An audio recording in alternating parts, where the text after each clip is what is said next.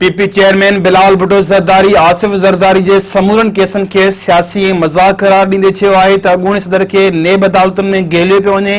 Case Sindhuja ऐं trial पिंडी में थी रहियो आहे, जंहिं ते एतिराज़ आहे। मीरपुर ख़ास में प्रेस कॉन्फ्रेंस कंदे पीपल्स पार्टी जे चेयरमैन बिलावल भुट्टो ज़रदारी चयो त बरसातुनि सबबि अंदरूनी सिंध में तमामु घणो नुक़सानु थियो आहे। कराची जी बरसातुनि जी सूरतहाल ॾेखारींदड़ हितां जी सूरतहाल खे बि ॾेखारनि, बरसात मुतासिरनि खे अकेलो न छॾियो वेंदो।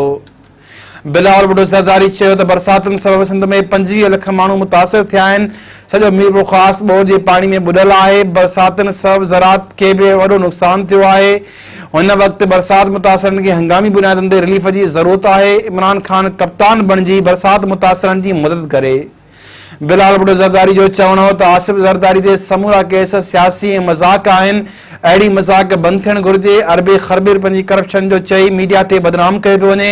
अॻूणे सदर आसिफ अली ज़रदारी ते इल्ज़ाम आहिनि त हुनखे तोहफ़ा मिलिया, उन जी रक़म अदा न कई, जेका हिकु मज़ाक़ आहे। हुन वधीक चयो त नए पाकिस्तान में हिकु न पर 2 पाकिस्तान आहिनि। 3 सालनि खां सिंध खे NFC जो हिसो नथो मिले। का बि हुकूमत अकेले सिर मसइला हल नथी करे सघे।